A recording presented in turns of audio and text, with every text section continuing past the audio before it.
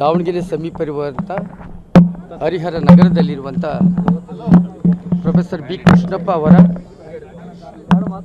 ಮುಕ್ತಿ ಸ್ಥಳದಿಂದ ಪಾದಯಾತ್ರೆಯನ್ನು ಬೆಂಗಳೂರಿನವರೆಗೆ ಕೈಗೊಂಡಿದ್ದೇವೆ. ಇವತ್ತು 12ನೇ ದಿನ ತುಮಕೂರು ನಗರಕ್ಕೆ ಬಂದಿದ್ದೇವೆ. ಈ ಪಾದಯಾತ್ರೆಯ ಉದ್ದೇಶ ಇಷ್ಟೇ, ಮಾದಿಗ ಸಮಾಜ ಎಲ್ಲ ಕ್ಷೇತ್ರಗಳಲ್ಲೂ ಅನ್ಯಾಯಕ್ಕೊಳಗಾಗಿದೆ. ಆ ಅನ್ಯಾಯವನ್ನು ಸರಿಪಡಿಸಿ ಅಂತ ಈ ಸಮುದಾಯದ ಹೋರಾಟಗಾರರು, ದಲಿತ ಸಂಘಟನೆಗಳವರು, ಸಮುದಾಯದ ಎಲ್ಲರೂ ಆಳುತ್ತಿರುವಂಥ ಹಿಂದೆ ಆಳಿ ಹೋದಂಥ ಎಲ್ಲ ಸರ್ಕಾರಗಳಿಗೂ ಕೂಡ ನಮ್ಮ ಕೂಗನ್ನು ಕೇಳಿಸ್ತಾ ಬಂದ್ವಿ. ನಮ್ಮ ಕೂಗನ್ನು ಅವರು ಆಲಿಸ್ತಾ ಬಂದರು. ನಾವು ಕೇಳೋದಾಯಿತು, ಅವ್ರು ಆಲಿಸೋದಾಯಿತು ಬಿಟ್ಟರೆ ನ್ಯಾಯಯುತವಾಗಿ ನಮಗೆ ನ್ಯಾಯ ಕೊಡಲಿಕ್ಕೆ ಅವ್ರು ಯಾರ ಕೈಲಿಂದಲೂ ಆಗಲಿಲ್ಲ. ಕಳೆದ ಕೆಲವೇ ವರ್ಷಗಳ ಹಿಂದೆ ಸರ್ಕಾರಗಳು ನಾಗಮೋಹನ್ ದಾಸ್ ಆಯೋಗವನ್ನು ನೇಮಕ ಮಾಡಿ ಒಂದು ವರದಿಯನ್ನು ತರಿಸ್ಕೊಂಡ್ಬಿಟ್ಟಿದೆ. ಆ ವರದಿಯಲ್ಲಿ ಸ್ಪಷ್ಟವಾಗಿ ಇದೆ, ಮಾದಿಗರಿಗೆ ಮೈನ್ ಸ್ಟ್ರೀಮ್ ಬರಬೇಕಂದ್ರೆ ಅವರು ಆರ್ಥಿಕವಾಗಿ, ಶೈಕ್ಷಣಿಕವಾಗಿ, ಔದ್ಯೋಗಿಕವಾಗಿ ಕಮ್ಮಿ ಇದ್ದಾರೆ. ಅವ್ರಿಗೊಂದಷ್ಟು ಬಲ ಕೊಡಬೇಕಂದ್ರೆ ಇಂತಿಷ್ಟು ಪ್ರಮಾಣವನ್ನು ಅವರಿಗೆ ಕೊಡಬೇಕಾಗುತ್ತೆ ಅನ್ನುವಂಥದ್ದು ಸ್ಪಷ್ಟವಾಗಿದೆ. ಆದರೂ ಸರ್ಕಾರ ಕೊಡ್ತಾ ಇಲ್ಲ. ಬಹುಶಃ ಇಲ್ಲಿ ಆಳ್ತಕ್ಕಂಥ ಕಾಂಗ್ರೆಸ್ ಸರ್ಕಾರ ಚುನಾವಣೆಗೆ ಮುನ್ನ ತನ್ನ ಪ್ರಣಾಳಿಕೆಯಲ್ಲಿ ಏನು ಹೇಳ್ತಂದರೆ, ಮೊದಲನೇ ಅಂಶನೇ ನಾವು ಮಾದಿಗರಿಗೆ ಒಳ ಮೀಸಲಾತಿ ಕೊಡ್ತೇವೆ, ಅದು ನಮ್ಮ ಮೊದಲ ಆದ್ಯತೆ, ಸಚಿವ ಸಂಪುಟದಲ್ಲಿ ಮೊದಲ ವಿಚಾರವಾಗಿ ಪರಿಗಣನೆ ಮಾಡ್ತೀವಿ ಅಂದ್ಬಿಟ್ಟು 2.5 ವರ್ಷ ಆಯಿತು. ಮಾದಿಗರಿಂದ ಮತ ಪಡೆದ್ರು. ಮಾದಿಗರ ಮತಗಳು ಹೆಚ್ಚು ಮತಗಳು ನಮಗೆ ಬಂದು ಗದ್ದುಗೆ ಕೂಡ ಏರಿದರು. ಗದ್ದುಗೆ ಏರಿದ ನಂತರ ನಮ್ಮ ಮಾದಿಗರನ್ನು ಒದ್ದು ಬಿಸಾಕುವಂಥ ಕೆಲಸವನ್ನು ಸರ್ಕಾರ ಮಾಡಿತು. ನಾವು ತುಂಬ ತಾಳ್ಮೆ ಈ ಸಮಾಜ, ಬಟ್ ನಮ್ಮ ತಾಳ್ಮೆಯನ್ನು ಪರೀಕ್ಷೆ ಮಾಡುವಂಥ ಕೆಲಸವನ್ನು ಸರ್ಕಾರ ಬಿಡಬೇಕು. ನೋಡಿ, ಈಗ ಒಂದು ಮಾತು ಹೇಳ್ತೀವಿ, ಮೊನ್ನೆ ಧಾರವಾಡದಲ್ಲಿ ನಿರುದ್ಯೋಗಿಗಳು ಹೋರಾಟ ಮಾಡಿದ್ದು ಸತ್ಯ. ಹೋರಾಟ ಮಾಡಿದ್ದಕ್ಕೆ ನೀವು ಮಾರನೇ ದಿನವೇ ಸಚಿವ ಸಂಪುಟ ಸಭೆ ಕರೆದು ಉದ್ಯೋಗಗಳನ್ನು ತುಂಬೋಣ ಅಂದ್ಬಿಟ್ಟು 56,432 ಹುದ್ದೆಗಳನ್ನು ತುಂಬ್ತಾ ಇದ್ದೀರಾ, ತುಂಬಲಿಕ್ಕೆ ಆರಂಭ ಮಾಡ್ತಾ ಇದ್ದೀರಾ.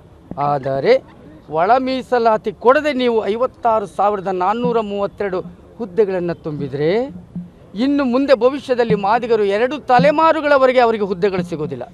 ಈಗೇನು ಬಡತನ, ದಾರಿದ್ರ್ಯ, ಹಿಂಸೆ ಇವೆಲ್ಲ ಇದೆ, ಇನ್ನು 2 ತಲೆಮಾರು ನನ್ನ ಸಮಾಜ ಅನುಭವಿಸ್ಬೇಕಾಗುತ್ತೆ. ಅದಕ್ಕೆ ನೀವು ಸರ್ಕಾರ ಅಂದರೆ ಭಾಳಷ್ಟು ಸುಪ್ರೀಂ, ಅದು ಸದನ ಅಂದರೆ ಭಾಳ ಸುಪ್ರೀಂ ಇದೆ. ನೀವೆಲ್ಲ ಚರ್ಚೆಗಳು ಮಾಡಿದ್ದೀರ, ಕಾಯಿಸಬೇಡಿ, ಮಾದಿಗರನ್ನು ಸತಾಯಿಸಬೇಡಿ. ಒಳ ಮೀಸಲಾತಿ ಅನ್ವಯಿಸಿ ನೀವು 56,432 ಹುದ್ದೆ ತುಂಬಬೇಕು. ಜೊತೆಗೆ ನನ್ನ ಸರ್ಕಾರಿ ನೌಕರರು ಯಾವುದೇ ಆರಂಭದ ಹುದ್ದೆ ಸೇರಿಕೊಂಡು ನಿವೃತ್ತಿ ಆಗಬೇಕಾದ್ರೂ ಅದೇ ಹುದ್ದೆಗೆ ನಿವೃತ್ತಿ ಆಗುವಂಥ ಪರಿಸ್ಥಿತಿ ಇದೆ. ನೀವು ಬಡ್ತಿ ಮೀಸಲಾತಿನೂ ಕೂಡ ಜಾರಿಗೆ ತರಬೇಕು. ಆಗ ಒಂದಷ್ಟು ಬದುಕು ಗಟ್ಟಿಯಾಗುತ್ತೆ ಮಾದಿರದು. ನೋಡಿ, ನೀವು ಯಾವುದೇ ವಿಚಾರಕ್ಕೆ ಕಾಂಗ್ರೆಸ್ ಸರ್ಕಾರದವ್ರು ಏನು ಹೇಳ್ತೀರಾ ಅಂದರೆ, ಆಳುವ ಸರ್ಕಾರ ಈಗಿರೋದು ನಮ್ಮ ರಾಜ್ಯದಲ್ಲಿ ಕಾಂಗ್ರೆಸ್ ಸರ್ಕಾರ, ನೀವೇನು ಹೇಳ್ತೀರಾ? ಹೈಕಮಾಂಡ್ ಅಂತ ಹೈಕಮಾಂಡ್ ಅವರಿಗೆ 35 ವರ್ಷಗಳ ಇತಿಹಾಸ, ಮಾದಿಗರ ನೋವು ಅಳಲು ಈ ಕರ್ನಾಟಕ ರಾಜ್ಯದಲ್ಲಿ, ನಿಮ್ಮ ಸರ್ಕಾರ ಇರೋ ರಾಜ್ಯದಲ್ಲಿ ನಿಮಗೆ ಗೊತ್ತಾಗ್ತಿಲ್ವಾ? ನಿಮಗೆ ವಿಚಾರ ಹೇಳಲ್ವಾ? ಇದಕ್ಕೆ ಕಾಂಗ್ರೆಸ್ ವರಿಷ್ಠರಾದಂಥ ಏನು ಅಪೋಸಿಷನ್ ಪಾರ್ಟಿ ಲೀಡರ್ ಇದ್ದಾರೆ ರಾಹುಲ್ ಗಾಂಧಿ ಅವರು, ನಿಮಗೆ ಗೊತ್ತಾಗಲ್ವಾ? ನಿಮಗೆ ಮಾಹಿತಿ ಇಲ್ವಾ? ನೀವು ಪಕ್ಷವನ್ನು ಉಳಿಸ್ಕೊಳ್ಳೋದೇ ಮುಖ್ಯ ಆದರೆ ಹಂಗೆ ಆದರೆ ಮಾದಿಗರು ಹೋಗಿಬಿಡ್ಬೇಕಾ? ಬದುಕು ವಿನಾಯ ಆಗಿಬಿಡ್ಬೇಕಾ? ನೀವು ಸ್ಪಷ್ಟ ನಿರ್ದೇಶನ ಕೊಡಬೇಕು ಸಿದ್ದರಾಮಯ್ಯವ್ರಿಗೆ. ನಿಮ್ಮ ಪಕ್ಷದ ಮುಖ್ಯಮಂತ್ರಿಯವರಿಗೆ ನೀವು ಆದೇಶ ಮಾಡಬೇಕು. ಹೆಂಗೆ ಗೊತ್ತಾ? 35 ವರ್ಷದ ಹೋರಾಟವನ್ನು ಮತ್ತೆ ಮುಂದಕ್ಕೆ ತಳ್ಳಬೇಡಿ, ನಮ್ಮ ಪಕ್ಷ ಉಳಿಬೇಕು ಅಂತ. ಯಾಕಂದ್ರೆ ನಿಮಗೆ ಪಕ್ಷ ಉಳಿಯೋದು ಮುಖ್ಯ, ಹಸಿವಿನಿಂದ ನೀಗಿಸೋದು ಮುಖ್ಯ ಇಲ್ಲ ಮಾದಿಗರದು. ಅದಕ್ಕೆ ನೀವು ಹೇಳಬೇಕು ಸಿದ್ದರಾಮಯ್ಯನವರಿಗೆ, ನೀವು 27ನೇ ತಾರೀಕು ಡಿಸಿಷನ್ ಮಾಡಬೇಕು. ಒಳ್ಳೆ ಇದನ್ನು ಕೊಟ್ಟು ನಮ್ಮ ಪಕ್ಷಕ್ಕೆ ಅವ್ರು ಏನು ಬೆಲೆ ಕೊಟ್ಟಿದ್ದಾರೆ ನೀವು ಅದೇ ಬೆಲೆಯನ್ನು ಅವ್ರಿಗೆ ಕೊಡಬೇಕಂತ ನೀವು ಹೇಳಬೇಕು.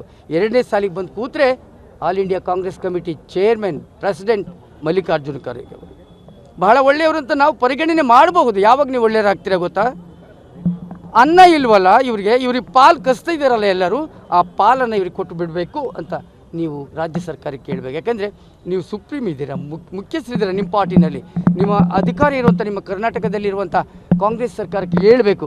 ಸ್ವಾಮೀಜಿಗಳು, ಹೋರಾಟಗಾರರು ಯಾವ ಪಕ್ಷನೂ ಇಲ್ಲ ನಮಗೆ, ನಮ್ಮದು ಇರೋದು ಸಮುದಾಯದ ಪಕ್ಷ, ನಾವು ಮಾದಿಗರ ಪಕ್ಷ. ನಾವು ಮಾದಿಗರ ನೋವಿನ ಪಕ್ಷ ನಮ್ಮದು. ಅದಕ್ಕೆ ಮಾದಿಗರಿಗೆ ನ್ಯಾಯ ಕೊಡಬೇಕು. ಇದಂತೂ ಅಖೈರಾಗಿ ಹೇಳ್ತೀನಿ, ಆಲ್ ಇಂಡಿಯಾ ಕಾಂಗ್ರೆಸ್ ಕಮಿಟಿಯ ವಿರೋಧ ಪಕ್ಷದ ಲೀಡರ್ ರಾಹುಲ್ ಗಾಂಧೀಜಿ, ನೀವು ನಮ್ಮ ಮಾದಿಗರ ಅಳಲನ್ನು ಬೇಗ ಪೂರೈಸಬೇಕಂದ್ರೆ ಸಿದ್ದರಾಮಯ್ಯನವ್ರಿಗೆ ಹೇಳಬೇಕು, ಮಲ್ಲಿಕಾರ್ಜುನ ಖರ್ಗೆ ಅವ್ರಿಗೆ ಹೇಳಬೇಕು, ಮತ್ತು ರಾಜ್ಯ ಸರ್ಕಾರದಲ್ಲಿರುವ ನಿಮ್ಮ ಸಚಿವ ಸಂಪುಟ ಇತರೆಯವರಿಗೆ ಹೇಳಿ ನಮಗೆ ನ್ಯಾಯ ಕೊಡಿಸ್ಬೇಕಂತ ಈ ಸಂದರ್ಭದಲ್ಲಿ ಹೇಳ್ತಾ ಇದ್ದೀನಿ. ಇದೇ ಸಂದರ್ಭದಲ್ಲಿ ಈ ತಿಂಗಳ 27ನೇ ತಾರೀಕು ನಮ್ಮ ಧರಣಿ ಪ್ರಾರಂಭಗೊಳ್ಳುತ್ತೆ. ಯಾಕೆಂದರೆ 26ರ ರಾತ್ರಿ ನಮ್ಮ ಪಾದಯಾತ್ರೆ ಸಮಾಪನೆಗೊಳ್ಳುತ್ತೆ. ಅಂತ್ಯಗೊಂಡು 27ರ ಬೆಳಿಗ್ಗೆ ನಮ್ಮ ಮಾದಿಗರ ಎಲ್ಲ ಹೋರಾಟಗಾರರ, ಎಲ್ಲ ಹಿತಚಿಂತಕರ, ಜನಸಾಮಾನ್ಯರ, ವಿದ್ಯಾರ್ಥಿ ಯುವಜನರ ಅಳಲನ್ನು, ನೋವನ್ನು, ಆಕ್ರೋಶವನ್ನು, ಆಕ್ರಂದನವನ್ನು, ಧ್ವನಿಯನ್ನು ನಾನು ಅಡಗಿಸಿಕೊಂಡು ಅವತ್ತು ಧರಣಿ ಕೂರ್ತಿದ್ದೀನಿ. ಈ ಥರ ನಾಡಿನ ಎಲ್ಲ ಸಮುದಾಯದ ಮಠಾಧೀಶರು ಭಾಗವಹಿಸ್ತಿದ್ದಾರೆ ಹಾಗೂ ನಾಡಿನ ಹೋರಾಟಗಾರರು ಭಾಗವಹಿಸ್ತಿದ್ದಾರೆ. ಅವತ್ತು ಸಚಿವ ಸಂಪುಟದಲ್ಲಿ ನೀವು ವಿಶೇಷವಾಗಿ ಒಳ ಮೀಸಲಾತಿ ಬಗ್ಗೆ ಚರ್ಚೆ ಮಾಡ್ತೀರಾ. ನಿಮ್ಮ ಒಳ ಮೀಸಲಾತಿ ಚರ್ಚೆಯ ಫಲಿತಾಂಶವನ್ನು ನಾವು ಅವತ್ತು ಕಾಯ್ತೀವಿ. ನೀವು ಫಲಿತಾಂಶವನ್ನು ಸಕಾರಾತ್ಮಕವಾಗಿ, ಧನಾತ್ಮಕವಾಗಿ ಮಾದಿಗರಿಗೆ ಕೊಟ್ಟು ಮಾದಿಗರ ಮೆಚ್ಚುಗೆಗೆ ಪಾತ್ರರಾಗಬೇಕು. ಇಲ್ಲದೆ ಹೋದರೆ ಕೊನೆಯವರೆಗೂ ನೀವು ಮಾದಿಗರ ಒಂದು ಶಾಪಕ್ಕೆ ಗುರಿಯಾಗ್ತೀರ ಅನ್ನುವಂಥ ಮಾತನ್ನು ಹೇಳಿ ಅವತ್ತು ಮಾದಿಗರ ಮಹಾಕ್ರಾಂತಿ ಆಗೋದನ್ನು ಸರ್ಕಾರವೇ ತಡಿಬೇಕು, ಒಳ್ಳೆಯ ವಿಚಾರ ಹೇಳುವ ಮೂಲಕ, ಫಲಿತಾಂಶ ಮಾಡುವ ಮೂಲಕ ಅಂತ ಹೇಳ್ತಾ ನಾನು ಮಾತನ್ನು ಮುಗಿಸ್ತಾ ಇದ್ದೇನೆ. ಎಲ್ಲರೂ ಸರ್ಕಾರದ ಮಟ್ಟದಲ್ಲಿ ಇನ್ನೂ ಬಂದಿಲ್ಲ. ಬಂದರೂ ಕೂಡ ಅವ್ರು ಹೇಳೋದೇನು, ನಾವು ಮಾಡ್ತೀವಿ ಸ್ವಾಮೀಜಿ, ಪಾದಯಾತ್ರೆ ಕೈ ಬಿಡಿ ಅಂತ. ಇದು ಪಾದಯಾತ್ರೆ ನನ್ನೊಬ್ಬನದಲ್ಲ, ಇಡೀ ರಾಜ್ಯದ ಮಾದಿಗ ಸಮುದಾಯದ ಪಾದಯಾತ್ರೆ. ಆ ಹೆಜ್ಜೆಗಳನ್ನು ನಾನು ಹಿಂದಿಕ್ಕೋದಿಲ್ಲ. ಯಾಕೆಂದರೆ ನಾನು ಒಬ್ಬ ಸ್ವಾಮೀಜಿಯಾಗಿ ಹಿಂದಗಿಬೋದು, ಆದರೆ ನನ್ನ ಮನಸ್ಥಿತಿಯೂ ಆಗಿಲ್ಲ. ಪ್ರತಿ ನನ್ನ ಹೆಜ್ಜೆಯಲ್ಲಿ ಪ್ರತಿ ಮಾದಿಗನ ಹೆಜ್ಜೆಯೂ ಇದೆ. ಬಂದವರು ನನ್ನಮ್ಮವರೇ, ಬರದವರು ನನ್ನವರೇ. ಎಲ್ಲ ಹೋರಾಟಗಾರರು, ಸಮುದಾಯದ ಬಂಧುಗಳು 27 ಬರ್ತಾರೆ. ನನ್ನನ್ನು ಸರ್ಕಾರದವರು ಬಂದರೂ ಕೂಡ, ಭೇಟಿ ಮಾಡಿದ್ರು ಕೂಡ ಫಲಿತಾಂಶ ತೆಗೆದುಕೊಂಡು ಬಂದೇ ಭೇಟಿ ಮಾಡಬೇಕು. ದಾವಣಗೆರೆ ಸಮೀಪ ಇರುವಂಥ ಹರಿಹರ ನಗರದಲ್ಲಿರುವಂಥ ಪ್ರೊಫೆಸರ್ ಬಿ ಕೃಷ್ಣಪ್ಪ ಅವರ ಮುಕ್ತಿ ಸ್ಥಳದಿಂದ ಪಾದಯಾತ್ರೆಯನ್ನು ಬೆಂಗಳೂರಿನವರೆಗೆ ಕೈಗೊಂಡಿದ್ದೇವೆ. ಇವತ್ತು 12ನೇ ದಿನ ತುಮಕೂರು ನಗರಕ್ಕೆ ಬಂದಿದ್ದೇವೆ. ಈ ಪಾದಯಾತ್ರೆಯ ಉದ್ದೇಶ ಇಷ್ಟೇ, ಮಾದಿಗ ಸಮಾಜ ಎಲ್ಲ ಕ್ಷೇತ್ರಗಳಲ್ಲೂ ಅನ್ಯಾಯಕ್ಕೊಳಗಾಗಿದೆ. ಆ ಅನ್ಯಾಯವನ್ನು ಸರಿಪಡಿಸಿ ಅಂತ ಈ ಸಮುದಾಯದ ಹೋರಾಟಗಾರರು, ದಲಿತ ಸಂಘಟನೆಗಳವರು, ಸಮುದಾಯದ ಎಲ್ಲರೂ ಆಳುತ್ತಿರುವಂಥ, ಹಿಂದೆ ಆಳಿ ಹೋದಂಥ ಎಲ್ಲ ಸರ್ಕಾರಗಳಿಗೂ ಕೂಡ ನಮ್ಮ ಕೂಗನ್ನು ಕೇಳಿಸ್ತಾ ಬಂದ್ವಿ. ನಮ್ಮ ಕೂಗನ್ನು ಅವರು ಆಲಿಸ್ತಾ ಬಂದರು. ನಾವು ಕೇಳೋದಾಯಿತು, ಅವ್ರು ಆಲಿಸೋದಾಯಿತು ಬಿಟ್ಟರೆ ನ್ಯಾಯಯುತವಾಗಿ ನಮಗೆ ನ್ಯಾಯ ಕೊಡಲಿಕ್ಕೆ ಅವ್ರು ಯಾರ ಕೈಲಿಂದಲೂ ಆಗಲಿಲ್ಲ. ಕಳೆದ ಕೆಲವೇ ವರ್ಷಗಳ ಹಿಂದೆ ಸರ್ಕಾರಗಳು ನಾಗಮೋಹನ್ ದಾಸ್ ಆಯೋಗವನ್ನು ನೇಮಕ ಮಾಡಿ ಒಂದು ವರದಿಯನ್ನು ತರಿಸ್ಕೊಂಡ್ಬಿಟ್ಟಿದೆ. ಆ ವರದಿಯಲ್ಲಿ ಸ್ಪಷ್ಟವಾಗಿ ಇದೆ, ಮಾದಿಗರಿಗೆ ಮೈನ್ ಸ್ಟ್ರೀಮ್ ಬರಬೇಕಂದ್ರೆ ಅವರು ಆರ್ಥಿಕವಾಗಿ, ಶೈಕ್ಷಣಿಕವಾಗಿ, ಔದ್ಯೋಗಿಕವಾಗಿ ಕಮ್ಮಿ ಇದ್ದಾರೆ. ಅವ್ರಿಗೊಂದಷ್ಟು ಬಲ ಕೊಡಬೇಕಂದ್ರೆ ಇಂತಿಷ್ಟು ಪ್ರಮಾಣವನ್ನು ಅವರಿಗೆ ಕೊಡಬೇಕಾಗುತ್ತೆ ಅನ್ನುವಂಥದ್ದು ಸ್ಪಷ್ಟವಾಗಿದೆ. ಆದರೂ ಸರ್ಕಾರ ಕೊಡ್ತಾ ಇಲ್ಲ. ಬಹುಶಃ ಇಲ್ಲಿ ಆಳ್ತಕ್ಕಂಥ ಕಾಂಗ್ರೆಸ್ ಸರ್ಕಾರ ಚುನಾವಣೆಗೆ ಮುನ್ನ ತನ್ನ ಪ್ರಣಾಳಿಕೆಯಲ್ಲಿ ಏನು ಹೇಳ್ತಂದರೆ, ಮೊದಲನೇ ಅಂಶನೇ ನಾವು ಮಾದಿಗರಿಗೆ ಒಳ ಮೀಸಲಾತಿ ಕೊಡ್ತೇವೆ, ಅದು ನಮ್ಮ ಮೊದಲ ಆದ್ಯತೆ, ಸಚಿವ ಸಂಪುಟದಲ್ಲಿ ಮೊದಲ ವಿಚಾರವಾಗಿ ಪರಿಗಣನೆ ಮಾಡ್ತೀವಿ ಅಂದ್ಬಿಟ್ಟು 2.5 ವರ್ಷ ಆಯಿತು. ಮಾದಿಗರಿಂದ ಮತ ಪಡೆದ್ರು. ಮಾದಿಗರ ಮತಗಳು ಹೆಚ್ಚು ಮತಗಳು ನಮಗೆ ಬಂದು ಗದ್ದುಗೆ ಕೂಡ ಏರಿದರು. ಗದ್ದುಗೆ ಏರಿದ ನಂತರ ನಮ್ಮ ಮಾದಿಗರನ್ನು ಒದ್ದು ಬಿಸಾಕುವಂಥ ಕೆಲಸವನ್ನು ಸರ್ಕಾರ ಮಾಡಿತು. ನಾವು ತುಂಬ ತಾಳ್ಮೆ ಈ ಸಮಾಜ, ಬಟ್ ನಮ್ಮ ತಾಳ್ಮೆಯನ್ನು ಪರೀಕ್ಷೆ ಮಾಡುವಂಥ ಕೆಲಸವನ್ನು ಸರ್ಕಾರ ಬಿಡಬೇಕು. ನೋಡಿ, ಈಗ ಒಂದು ಮಾತು ಹೇಳ್ತೀವಿ, ಮೊನ್ನೆ ಧಾರವಾಡದಲ್ಲಿ ನಿರುದ್ಯೋಗಿಗಳು ಹೋರಾಟ ಮಾಡಿದ್ದು ಸತ್ಯ. ಹೋರಾಟ ಮಾಡಿದ್ದಕ್ಕೆ ನೀವು ಮಾರನೇ ದಿನವೇ ಸಚಿವ ಸಂಪುಟ ಸಭೆ ಕರೆದು ಉದ್ಯೋಗಗಳನ್ನು ತುಂಬೋಣ ಅಂದ್ಬಿಟ್ಟು 56,432 ಹುದ್ದೆಗಳನ್ನು ತುಂಬಲಿಕ್ಕೆ ಆರಂಭ ಮಾಡ್ತಾ ಇದ್ದೀರಾ. ಆದರೆ ಒಳ ಮೀಸಲಾತಿ ಕೊಡದೆ ನೀವು 56,432 ಹುದ್ದೆಗಳನ್ನು ತುಂಬಿದರೆ ಇನ್ನು ಮುಂದೆ ಭವಿಷ್ಯದಲ್ಲಿ ಮಾದಿಗರು 2 ತಲೆಮಾರುಗಳವರೆಗೆ ಅವರಿಗೆ ಹುದ್ದೆಗಳು ಸಿಗೋದಿಲ್ಲ. ಈಗೇನು ಬಡತನ, ದಾರಿದ್ರ್ಯ, ಹಿಂಸೆ ಇವೆಲ್ಲ ಇದೆ, ಇನ್ನು 2 ತಲೆಮಾರು ನನ್ನ ಸಮಾಜ ಅನುಭವಿಸ್ಬೇಕಾಗುತ್ತೆ. ಅದಕ್ಕೆ ನೀವು ಸರ್ಕಾರ ಅಂದರೆ ಭಾಳಷ್ಟು ಸುಪ್ರೀಂ, ಅದು ಸದನ ಅಂದರೆ ಭಾಳ ಸುಪ್ರೀಂ ಇದೆ. ನೀವೆಲ್ಲ ಚರ್ಚೆಗಳು ಮಾಡಿದ್ದೀರ. ಕಾಯಿಸಬೇಡಿ, ಮಾದಿಗರನ್ನು ಸತಾಯಿಸಬೇಡಿ. ಒಳ ಮೀಸಲಾತಿ ಅನ್ವಯಿಸಿ ನೀವು 56,432 ಹುದ್ದೆ ತುಂಬಬೇಕು. ಜೊತೆಗೆ ನನ್ನ ಸರ್ಕಾರಿ ನೌಕರರು ಯಾವುದೇ ಆರಂಭದ ಹುದ್ದೆ ಸೇರಿಕೊಂಡು ನಿವೃತ್ತಿ ಆಗಬೇಕಾದ್ರೂ ಅದೇ ಹುದ್ದೆಗೆ ನಿವೃತ್ತಿ ಆಗುವಂಥ ಪರಿಸ್ಥಿತಿ ಇದೆ. ನೀವು ಬಡ್ತಿ ಮೀಸಲಾತಿನೂ ಕೂಡ ಜಾರಿಗೆ ತರಬೇಕು. ಆಗ ಒಂದಷ್ಟು ಬದುಕು ಗಟ್ಟಿಯಾಗುತ್ತೆ ಮಾದಿರದು. ನೋಡಿ, ನೀವು ಯಾವುದೇ ವಿಚಾರಕ್ಕೆ ಕಾಂಗ್ರೆಸ್ ಸರ್ಕಾರದವ್ರು ಏನು ಹೇಳ್ತೀರಾ ಅಂದರೆ ಆಳುವ ಸರ್ಕಾರ ಈಗಿರೋದು ನಮ್ಮ ರಾಜ್ಯದಲ್ಲಿ ಕಾಂಗ್ರೆಸ್ ಸರ್ಕಾರ. ನೀವೇನು ಹೇಳ್ತೀರಾ? ಹೈಕಮಾಂಡ್ ಅಂತ ಹೈಕಮಾಂಡ್ ಅವರಿಗೆ 35 ವರ್ಷಗಳ ಇತಿಹಾಸ, ಮಾದಿಗರ ನೋವು ಅಳಲು ಈ ಕರ್ನಾಟಕ ರಾಜ್ಯದಲ್ಲಿ, ನಿಮ್ಮ ಸರ್ಕಾರ ಇರೋ ರಾಜ್ಯದಲ್ಲಿ ನಿಮಗೆ ಗೊತ್ತಾಗ್ತಿಲ್ವಾ? ನಿಮಗೆ ವಿಚಾರ ಹೇಳಲ್ವಾ? ಇದಕ್ಕೆ ಕಾಂಗ್ರೆಸ್ ವರಿಷ್ಠರಾದಂಥ ಏನು ಅಪೋಸಿಷನ್ ಪಾರ್ಟಿ ಲೀಡರ್ ಇದ್ದಾರೆ ರಾಹುಲ್ ಗಾಂಧಿ ಅವರು, ನಿಮಗೆ ಗೊತ್ತಾಗಲ್ವಾ? ನಿಮಗೆ ಮಾಹಿತಿ ಇಲ್ವಾ? ನೀವು ಪಕ್ಷವನ್ನು ಉಳಿಸ್ಕೊಳ್ಳೋದೇ ಮುಖ್ಯ ಆದರೆ ಹಂಗೆ ಅದರ ಮಾದಿಗರು ಹೋಗಿಬಿಡ್ಬೇಕಾ? ಬದುಕು ವಿನಾಯ ಆಗಿಬಿಡ್ಬೇಕಾ? ನೀವು ಸ್ಪಷ್ಟ ನಿರ್ದೇಶನ ಕೊಡಬೇಕು ಸಿದ್ದರಾಮಯ್ಯವ್ರಿಗೆ. ನಿಮ್ಮ ಪಕ್ಷದ ಮುಖ್ಯಮಂತ್ರಿಯವರಿಗೆ ನೀವು ಆದೇಶ ಮಾಡಬೇಕು. ಹೆಂಗೆ ಗೊತ್ತಾ? 35 ವರ್ಷದ ಹೋರಾಟವನ್ನು ಮತ್ತೆ ಮುಂದಕ್ಕೆ ತಳ್ಳಬೇಡಿ, ನಮ್ಮ ಪಕ್ಷ ಉಳಿಬೇಕು ಅಂತ. ಯಾಕಂದ್ರೆ ನಿಮಗೆ ಪಕ್ಷ ಉಳಿಯೋದು ಮುಖ್ಯ, ಹಸಿವಿನಿಂದ ನೀಗಿಸೋದು ಮುಖ್ಯ ಇಲ್ಲ ಮಾದಿಗರದು. ಅದಕ್ಕೆ ನೀವು ಹೇಳಬೇಕು ಸಿದ್ದರಾಮಯ್ಯನವ್ರಿಗೆ, ನೀವು 27ನೇ ತಾರೀಕು ಈ ಡಿಸಿಷನ್ ಮಾಡಬೇಕು. ಒಳ್ಳೆ ಇದನ್ನು ಕೊಟ್ಟು ನಮ್ಮ ಪಕ್ಷಕ್ಕೆ ಅವ್ರು ಏನು ಬೆಲೆ ಕೊಟ್ಟಿದ್ದಾರೆ ನೀವು ಅದೇ ಬೆಲೆಯನ್ನು ಅವ್ರಿಗೆ ಕೊಡಬೇಕಂತ ನೀವು ಹೇಳಬೇಕು.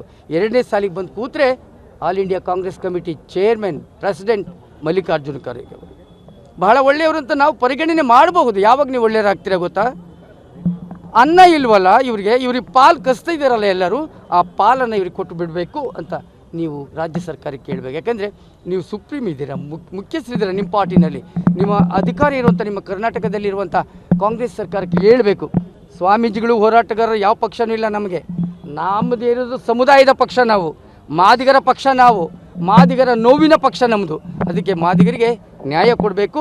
ಇದಂತೂ ಅಖೈರಾಗಿ ಹೇಳ್ತೀನಿ, ಆಲ್ ಇಂಡಿಯಾ ಕಾಂಗ್ರೆಸ್ ಕಮಿಟಿಯ ವಿರೋಧ ಪಕ್ಷದ ಲೀಡರ್ ರಾಹುಲ್ ಗಾಂಧೀಜಿ, ನೀವು ನಮ್ಮ ಮಾದಿಗರ ಅಳಲನ್ನು ಬೇಗ ಪೂರೈಸಬೇಕಂದ್ರೆ ಸಿದ್ದರಾಮಯ್ಯನವ್ರಿಗೆ ಹೇಳಬೇಕು, ಮಲ್ಲಿಕಾರ್ಜುನ ಖರ್ಗೆ ಅವ್ರಿಗೆ ಹೇಳಬೇಕು, ಮತ್ತು ರಾಜ್ಯ ಸರ್ಕಾರದಲ್ಲಿರುವ ನಿಮ್ಮ ಸಚಿವ ಸಂಪುಟ ಇತರೆಯವರಿಗೆ ಹೇಳಿ ನಮಗೆ ನ್ಯಾಯ ಕೊಡಿಸ್ಬೇಕಂತ ಈ ಸಂದರ್ಭದಲ್ಲಿ ಹೇಳ್ತಾ ಇದ್ದೀನಿ. ಇದೇ ಸಂದರ್ಭದಲ್ಲಿ ಈ ತಿಂಗಳ 27ನೇ ತಾರೀಕು ನಮ್ಮ ಧರಣಿ ಪ್ರಾರಂಭಗೊಳ್ಳುತ್ತೆ. ಯಾಕೆಂದರೆ 26ರ ರಾತ್ರಿ ನಮ್ಮ ಪಾದಯಾತ್ರೆ ಸಮಾಪನೆಗೊಳ್ಳುತ್ತೆ. ಅಂತ್ಯಗೊಂಡು 27ರ ಬೆಳಿಗ್ಗೆ ನಮ್ಮ ಮಾದಿಗರ ಎಲ್ಲ ಹೋರಾಟಗಾರರ, ಎಲ್ಲ ಹಿತಚಿಂತಕರ, ಜನಸಾಮಾನ್ಯರ, ವಿದ್ಯಾರ್ಥಿ ಯುವಜನರ ಅಳಲನ್ನು, ನೋವನ್ನು, ಆಕ್ರೋಶವನ್ನು, ಆಕ್ರಂದನವನ್ನು, ಧ್ವನಿಯನ್ನು ನಾನು ಅಡಗಿಸಿಕೊಂಡು ಅವತ್ತು ಧರಣಿ ಕೂರ್ತಿದ್ದೀನಿ. ಈ ಥರ ನಾಡಿನ ಎಲ್ಲ ಸಮುದಾಯದ ಮಠಾಧೀಶರು ಭಾಗವಹಿಸ್ತಿದ್ದಾರೆ ಹಾಗೂ ನಾಡಿನ ಹೋರಾಟಗಾರರು ಭಾಗವಹಿಸ್ತಿದ್ದಾರೆ. ಅವತ್ತು ಸಚಿವ ಸಂಪುಟದಲ್ಲಿ ನೀವು ವಿಶೇಷವಾಗಿ ಒಳ ಮೀಸಲಾತಿ ಬಗ್ಗೆ ಚರ್ಚೆ ಮಾಡ್ತೀರಾ. ನಿಮ್ಮ ಒಳ ಮೀಸಲಾತಿ ಚರ್ಚೆಯ ಫಲಿತಾಂಶವನ್ನು ನಾವು ಅವತ್ತು ಕಾಯ್ತೀವಿ. ನೀವು ಫಲಿತಾಂಶವನ್ನು ಸಕಾರಾತ್ಮಕವಾಗಿ, ಧನಾತ್ಮಕವಾಗಿ ಮಾದಿಗರಿಗೆ ಕೊಟ್ಟು ಮಾದಿಗರ ಮೆಚ್ಚುಗೆಗೆ ಪಾತ್ರರಾಗಬೇಕು. ಇಲ್ಲದೆ ಹೋದರೆ ಕೊನೆಯವರೆಗೂ ನೀವು ಮಾದಿಗರ ಒಂದು ಶಾಪಕ್ಕೆ ಗುರಿಯಾಗ್ತೀರ ಅನ್ನುವಂಥ ಮಾತನ್ನು ಹೇಳಿ ಅವತ್ತು ಮಾದಿಗರ ಮಹಾಕ್ರಾಂತಿ ಆಗೋದನ್ನು ಸರ್ಕಾರವೇ ತಡಿಬೇಕು. ಒಳ್ಳೆಯ ವಿಚಾರ ಹೇಳುವ ಮೂಲಕ, ಫಲಿತಾಂಶ ಮಾಡುವ ಮೂಲಕ ಅಂತ ಹೇಳ್ತಾ ನಾನು ಮಾತನ್ನು ಮುಗಿಸ್ತಾ ಇದ್ದೇನೆ.